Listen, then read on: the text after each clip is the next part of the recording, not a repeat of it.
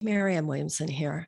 Most of us, knew that the Americans with Disabilities Act passed in 1990, and many of us thought, okay, well, that's cool. That's sort of handled. And what has happened in the last few years is that we realize that there is far more to the issue of the disabilities community, the rights that are being demanded. Something is happening in that community, and I think that it has included a lot of education for a lot of us. So I received a DM not too long ago about a protest action at UCLA, having to do with hybrid learning, which is often called today dual modality. And of course, it makes sense. It has to do with the fact, particularly during COVID, that measures need to be taken to make sure that people within the disabilities community have the same safe and protected access to education as does anyone else. This is something going on all over the country. Obviously, it's righteous and meaningful. And we have a few students here with us today. Originally, this had to do with an action at UCLA. Someone here named Christopher. Christopher, how do you pronounce your last name? Economou. Economou? Yes. What is that? Hawaiian? What is it? It's Greek. Economou? It's Greek. Greek. I should have guessed that. That's sort of silly of me. And you're with others, but tell us how this all started at UCLA, and then bring in your friends who are at various colleges in California. What are you guys doing? What are you guys asking for? What does it represent in terms of the larger disabilities conversation? And also, how can the rest of us help you? Yeah, fantastic. So I'm Christopher. I'm a third year at UCLA. I am a member of the Disabled Student Union at UCLA, which was formed just about 2 years ago during the pandemic. This fight for dual modality has actually been going on for quite some time now, at least at UCLA. Since it was announced that UCLA would be going fully in person for fall quarter in 2021, the Disabled Student Union started a petition. We started our advocacy demanding that UCLA permanently implement hybrid options for students. So what can that look like? That can look like live streaming lectures over Zoom or over Bruincast, which is our particular brand of technology within lecture halls that can, film a classroom from in a booth at the top of the lecture hall. That's recording lectures. It's not punishing students for not being able to show up in person. And it's making sure that all captioning on lecture materials that are remote are accurate and accessible. And it also means allowing any professors and teaching assistants who want to learn remotely are able to learn remotely. And despite getting 30,000 signatures, testimonies and speeches from several disability rights activists like Jim Lebrecht, Leroy F. Moore, the scholar Rosemary Garland Thompson, and having a big hybrid protest, one of the biggest disability rights actions since the 504 sit-ins in 1977, UCLA really brushed us off. So when we learned that we were going to go again in person in winter with even less options for classes that were going to be have any remote options, I believe it was 200 out of our 7,000 classes for undergraduate and graduate students were going to have any sort of remote. We made another petition and we pushed again and we sent letters again to the UCLA administration. And again, they blew us off. And a few weeks ago, me and one of the co-founders of the Disabled Student Union, Quinn, we were exhausted and we didn't know what to do. And we knew that this problem was still ongoing and still heavily affecting our communities, but we didn't know how to continue. And luckily, the student body president at UCLA reached out to us and said, we really believe what you are doing and we want to help you. And they reinvigorated our activism. And one of the members from the African Student Union on campus reached out to us on behalf of the Mother Organizations Coalition, which is a coalition of 10 organizations on the UCLA campus that represent underrepresented groups, such as racial and ethnic minorities, as well as the queer community. And they said, we want to help you too. So on January 31st, we organized a strike. We created a picket line across Bruin Plaza, which is the center of the UCLA campus, demanding hybrid access, as well as other demands related to access and retention and safety on campus.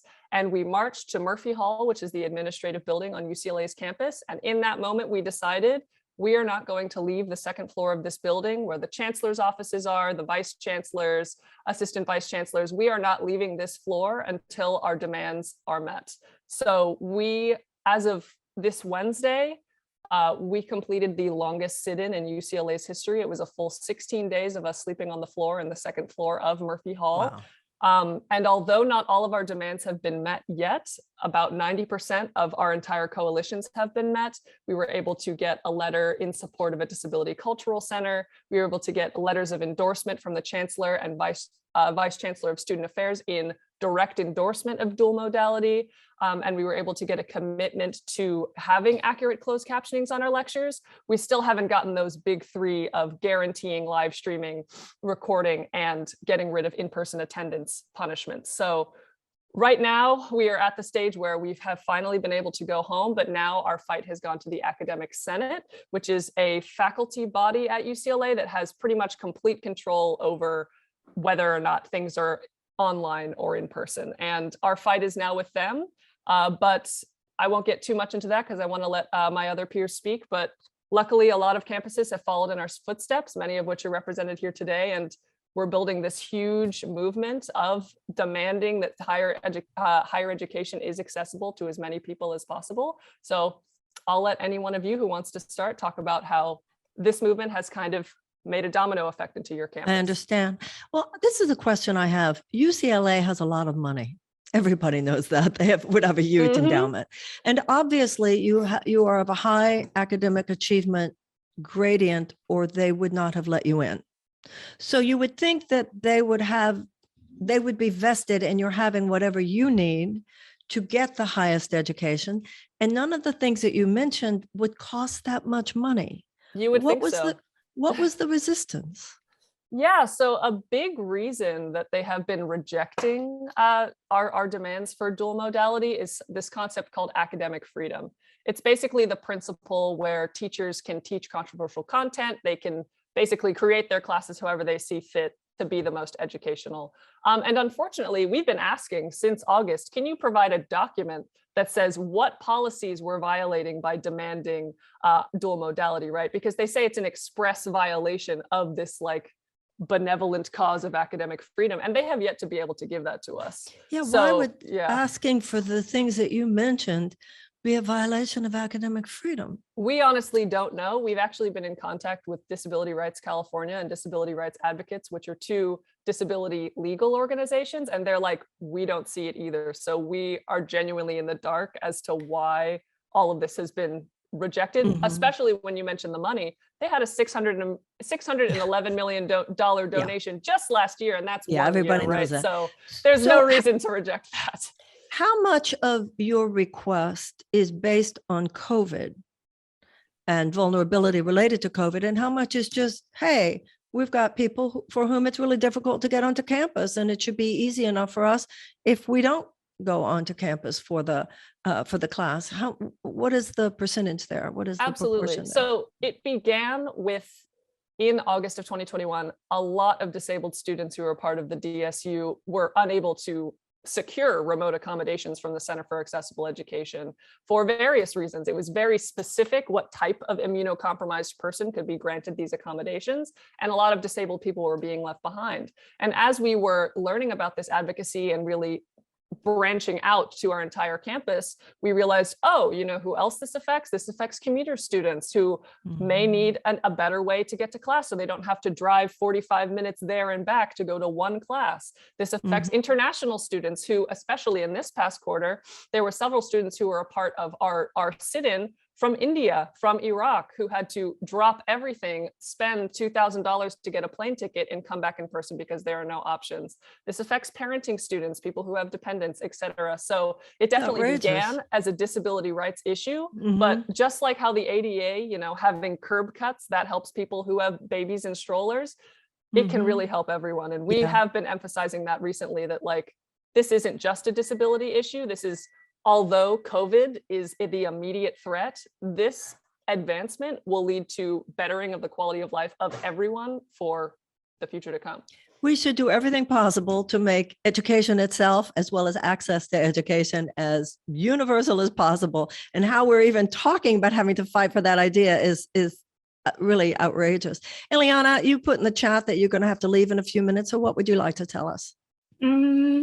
A few things. First of all, about this academic freedom thing, I was talking to one of my professors who's been really good and been doing this hybrid learning, and she was saying that it's been hard for her dealing with administration to even get them to let her do this. So I'm afraid their commitment to professors' rights to choose the modality seems to only run one way. And there's also a whole issue with like professors who might have like compromised people in their family or young kids who aren't vaccinated, and they don't get to decide they want to be remote. So I don't think it seems like there's a certain selectiveness here, but also just as a general message, thank you so much to everybody who's here. Thank you, Marianne, for this time. Thanks to everybody who's listening to this, and just want to say we're in this together, and let's keep advocating and keep changing things, and much love, much solidarity, all the best. Well, you and Christopher would have known each other. You're at UCLA working on this together. Were you guys surprised when you're hearing from other students at other universities and colleges who are saying we want to be part of this as well? Were you surprised when this became a larger network? It honestly wasn't as much surprise as it was relief. Honestly, like we are not alone in this. I mentioned Rosemary Garland Thompson was a speaker at our original protest in October. And when we were having one-on-one conversations with her, she's like, what you're doing is admirable, but I want you to know that this is everywhere. And even though UCLA is an R1 institution and is supposed to be, at the forefront of everything, imagine what it's like at, say, Pomona, small private university, only 1,000 students, or UCI that has, less resources than UCLA, but is still a part of that same system. So it was honestly fantastic to see, like, even just starting at the UC system, how these strikes were happening just at the same time, and they felt encouraged by UCLA, and seeing it spread to the Claremont colleges and spread even, people at Yale are doing protests and making petitions and stuff like that. So it's definitely been an honor to be kind of the front runner of that, and that people are empowered by the disabled community that we have built and the noise that we have made. So definitely a beautiful thing to see. Yeah, if I had realized some of this, I would have asked, not that I think we would have necessarily gotten a yes for an answer, but it would have been interesting to ask somebody who represents the more resistant forces to this kind of help to join us for this conversation. Like, hey guys, this doesn't even sound to me like anything that should be considered difficult in today's world. The technology is such, something to be live streamed, something to be captioned. I just find it so interesting. And I see Johnny, you're at Pomona, and you are nodding your head, as is everyone. But you had talked before about this, what this means to you. Tell me your thoughts as we go forward. Yeah, so this is really personal to me. I am immunosuppressed. Some of my professors have denied me a hybrid option. And frankly, this is about equitable access to education. Every student, no matter their disability status, no matter their health condition, should be able to access the classroom. We're talking about students with heart disease, students who are who have autoimmune conditions, horrified about the state of this virus. And now I understand that you went to Pomona. You're a Pomona alum. I did. And as a leader as well, what do you have to say to the Pomona College administration regarding this? I just find it shocking. Let me ask you a question, Johnny. Are you comfortable with telling us what your condition is that makes you immunosuppressed? Yeah, so I have rheumatoid arthritis, and it's it's a painful condition that affects your joints, and it's an autoimmune condition, so you have to take immunosuppressant medication. Yeah. And there's this pandemic going on. Yeah. What do they say to you? They say it would disrupt the community of the classroom. They talk about academic freedom, like other this academic freedom thing. So what's interesting to me listening to you is that all across America, in my life and in the life of anybody with any kind of professional activity, meetings are being held on Zoom now. Yeah, some people can come, some people can't. You have the computer out for the people who can only be there on Zoom. This is the most normal thing in the world.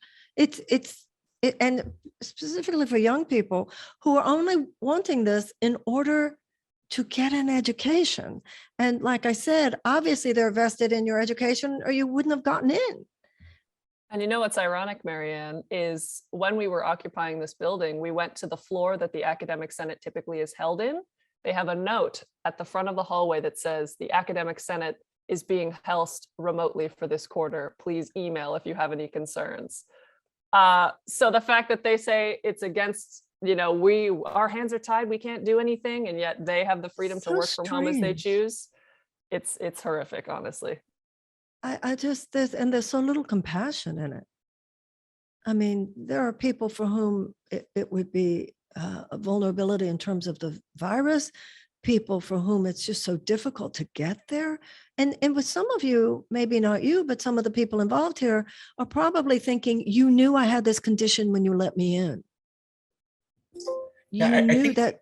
Yes, go on. I think something that we can add, also my name is Canton, I'm a graduate student at UC Irvine. I think something to add here is that our administration at UCI is telling us, well, go to the Disability Services Center if you're disabled or immunocompromised. They'll accommodate you.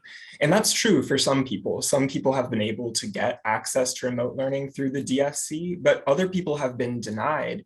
And furthermore, let's say that you yourself are not disabled or immunocompromised, but you live with or care for someone who is. Mhm. The Disability Services Center simply cannot help you. And we've told administration about this repeatedly, and they just refuse to listen and repeat the same talking points.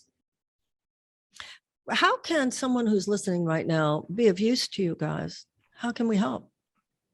Well, for starters, essentially, here at UCI, we demand an apology from the student government. Hi there, let me introduce myself. So my name is Frank.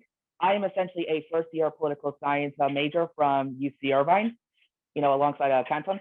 And let me explain context, because essentially here in Irvine, we are in a very similar state with UCLA. Essentially, we have also been requesting, hybrid learning. And the thing is that we've also did not able to, get those demands fulfilled. And the main interesting thing about it, because there's also a very interesting side among the story of UC Irvine, because let me explain.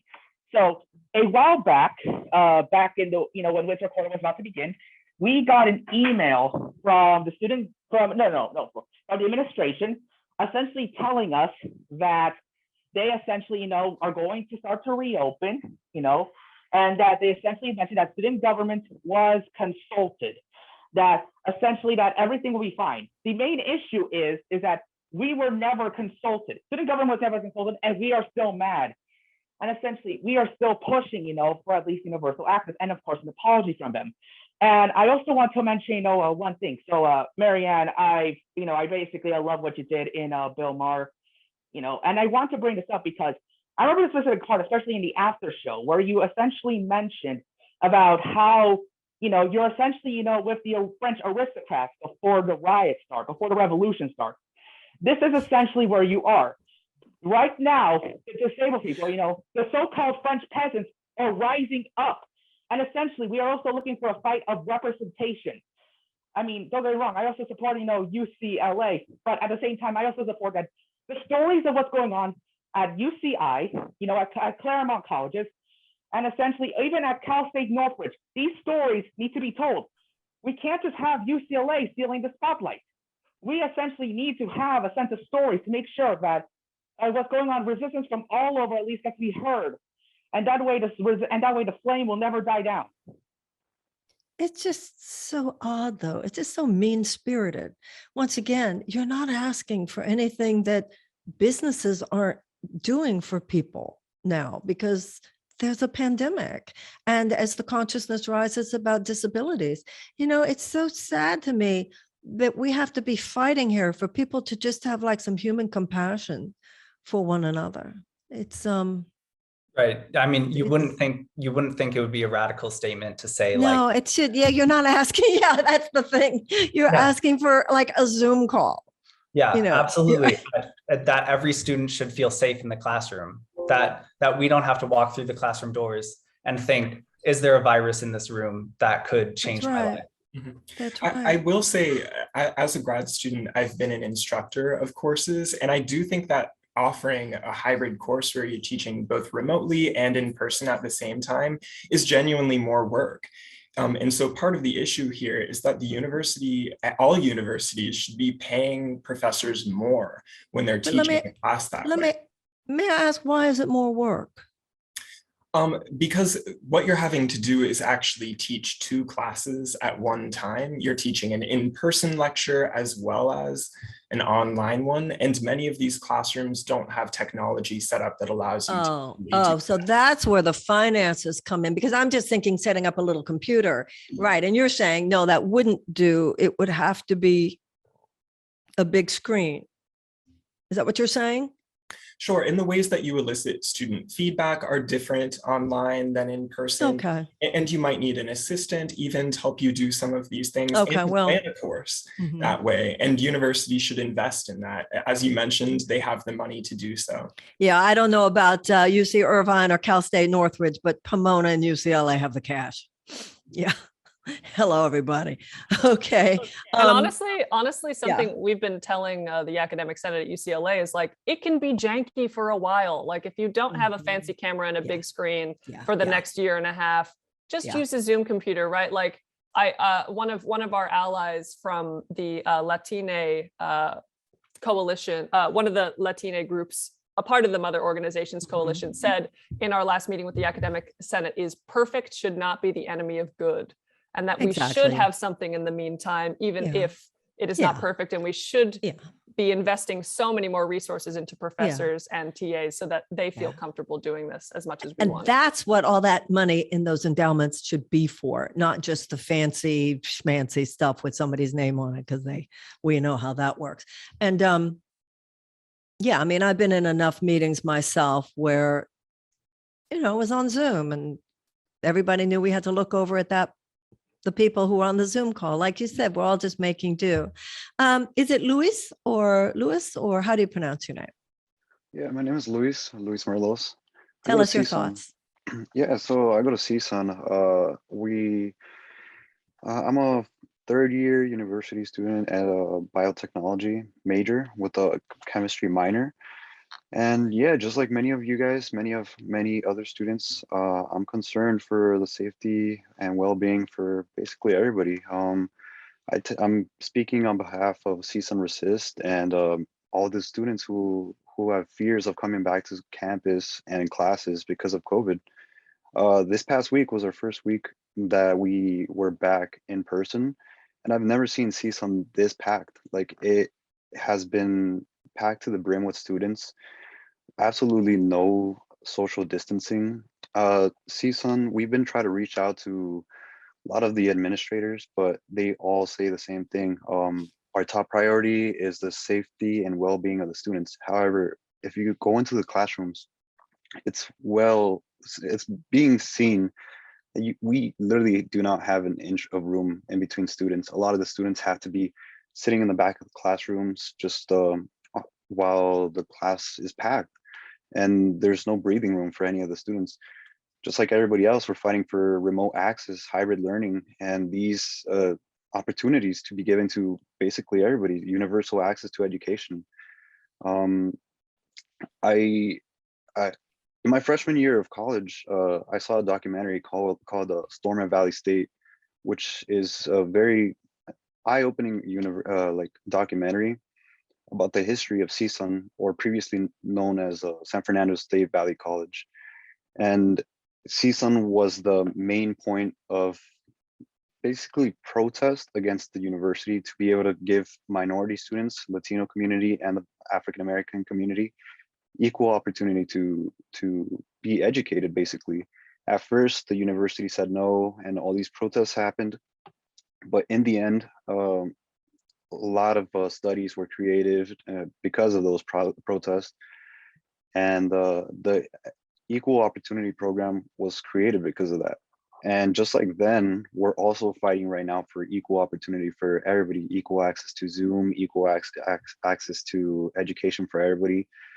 And just like you guys said, there's many opportunities that professors can take to be able to, teach students. Personally, in some of my biology classes, my professor has had, just like us, like our computer right here, Zoom, while also teaching the students in classroom. And it might be more work, but that hybrid duality is what we're fighting for. We're fighting for We're in the middle of a options. pandemic here. Yeah, exactly. I mean, And- everybody. Yeah. So like you said, we're in the middle of a pandemic. Not everybody is as strong as others. This virus affects everybody differently, and some might see it as a common flu. Somebody might see it like fatal, basically. So we're all Well, you fighting for guys- safety. You're already in a very, very high intensity, high anxiety, I'm sure at times, situation just at that level of education. And this, you should not have to worry about things like this. Now, Christopher, you've talked about how serious action has been taken at UCLA. What about some of these other schools? Have there been strikes and protests? And what are you doing at the other schools? Anything yet? Yeah, so we've launched a petition. It's gotten a significant amount of signatures considering the size of our school. We've been doing some meetings with administrators. There hasn't been that much progress yet, but I'm hoping that with strong alumni voices like you can kind of help us move forward on that, and more students need to just come together and help us organize. We're also we're looking at the future. If we still keep getting this kind of backlash and kind of brick wall from administrators, we're going to do a walkout. So let's be prepared for that. Well, tell me what people who are listening, how can people help you? And also another thing I'd like to hear before we break, how do you see this in terms of the larger issue of disabilities in the United States and the disabilities movement? What do you think people need to know? Yeah. Well, first and foremost, I would encourage everyone to sign all the petitions that are out there. I know that UCLA has a petition. I know we have a petition. I'm pretty sure UC Irvine has a petition. I think and really it's about following and listening to disabled voices, disabled student voices at this time. And this is coming in the context of when schools' masks mandates are being dropped. Like and children who have heart problems or who have health problems might have to risk their lives to go to school. This should not. This is no question. This is about education. This is about the ability of students to be able to have a right to learn. Absolutely, and I would like to add on to that in terms of what people can do is bring this to your own university. If you're a university, if you yourself are disabled, make a disabled student union. If you have the, I really recommend, once we made this coalition of disabled students and non-disabled allies, things exploded, because something that we've been saying throughout, our action the last couple of weeks is the Students United will never be divided, and really creating those communities on your own campuses, building that united front of that we're building in this Zoom room right now, and through the voice that you're giving us, Marianne, bringing this to your own town and really pushing at every front to bring this to your own university. If you are at any of our universities, please reach out to all of us, see how you can get involved. If any of the universities in this room or elsewhere are doing walkouts, donate mutual aid, tell your friends and family, sign those petitions, participate physically if you can. It's really about standing up for those issues, like everyone has said, and amplifying our voices, because disabled students have been ignored for so long, and making sure that we are heard everywhere is how we're going to make sure that we're not ignored anymore. Well, you're clearly I'm sorry. I would like to speak. You were about to say something?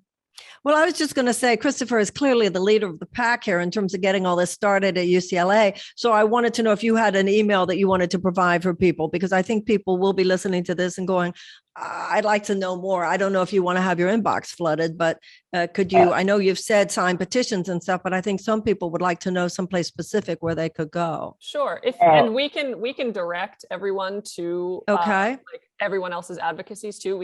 I'll make sure to make a document after this meeting with everyone's stuff in it. Okay. You want to give an email address right now? Yeah. The email address is dsuucla@gmail.com. And Okay. if you would like to follow us on Instagram or reach out to us there, it's the same thing, DSUUCLA. There's also, if everyone else wants to share theirs too, there's Resist UCI, there's Claremont Discover. I'm not sure what the CSUN one, but if you want to share that too, but feel free to share yours too. Make everybody. sure that Lauren has all of those very specifically and she'll put it under the video, right? That's Yeah. exciting. I'm glad I asked. Okay, Frank, Yeah, you said for- you had something to say? Yeah, yes, I also have, something important to say because I also want to, provide it, from, UCI because for starters, I like to counteract your point by stating that UCI, potentially has the money to at least, have the funding to at least provide these types of programs. Sure, not as funded as much as UCLA, but we still get a lot of funding along the way. And I also, want to at least add that this is not just a UCLA fight, but this is also a UC-wide fight and also beyond, as we have witnessed within, Cal States and also within Claremont, because we also have to show the voice of resistance, also be alive. Another thing I also, want to at least point out is that we have to be careful, with how we at least provide representation, because sure, I admire UCLA, but I also have to acknowledge that we can't just let UCLA, just take up all the spotlight, that everything just be focused on UCLA. Sure, they are the trendsetters, they are, the main leader, but they can't just be, the only leader. We at least have to have other key players, within this fight to at least show the full collectivism that is at least going on throughout the entire movement. This is what, I also support that we should also have the start of a major coalition, but at least we should at least partner up, with the other UCs. That at least, we have a sense of organization, that at least have a shared communication network. And I also recommend that if anyone, is also very interested, in joining the fight, that they should at least, also just reach out, not just to UCLA, but to also reach out to Claremont, reach out to Resist UCI, for instance, reach out, to CS, to Cal State Northridge, their efforts, look into what we're doing, because essentially, we can't just have, just one major player and then everyone else be backup dancers. Everyone has a deserved role in this fight because, as I've mentioned, essentially we are now, from your after show when you mentioned, for Bill Maher, how you were just a French aristocrat and how you're just, essentially just watching Having tea a week before. Yes, Well, a week before. yeah. Yes, we're the revolution. We're the peasants. We have to rise up. And this is what I feel we must do if this movement is to survive. Well, just listening to you, it hasn't seemed to me that it's been about UCLA. It's been about Christopher. I mean, you had someone standing up and taking such a leadership role. And also, I think a lot of people who are listening who realize this isn't just about California schools. I mean, you guys aren't dealing with deep freezes and snow blizzards. Think of what it's like for some people within the disability communities on East Coast schools, where it would be even much greater hardship and greater vulnerability happening all over the country, Yeah. In fact, let me give you, if you want to reach out, let me give you an organization, Resist UCI working with, it's called BAM. We Resist UCI has been working with them for some time, working with us for some time.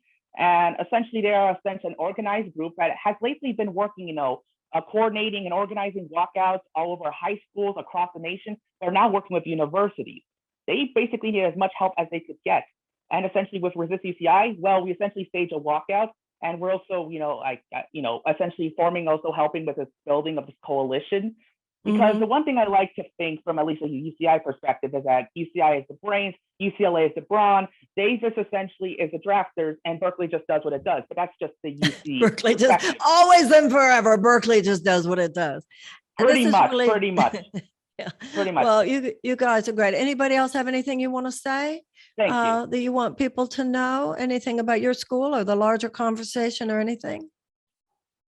I know that you gave just the fact that we had this conversation. I know that there are people out there listening who are getting some hope and inspiration, maybe thinking, oh, I thought it was just me, or have been feeling that they have this need, but they didn't even know where to go. So I acknowledge you not only for what you're doing for yourselves, but for what you're doing for others, and also educating people who don't necessarily need the specific help, but are being awakened to the fact that, of course, we should be doing everything possible. This is why the whole issue of free college, the whole issue of canceling the college loan debt, education, this country, if we should be spending our resources on anything, it's to make sure that everybody has as much access to education as possible, and how insane it is that would even be a doubt. So all my best to you. I can tell already just from the people that you are and the kinds of things that you're doing, you're going to do great things way beyond just this fight. And I know you're already working to make the world a better place for others, not just yourselves. And I know that you will continue to do so. Thank you. Thank you Thank so you much. Marianne. We Thank really you. It's an appreciate honor it. to be here. Right Thank back you at so you. much. Thank you so much, everybody. Bye-bye. Thank you.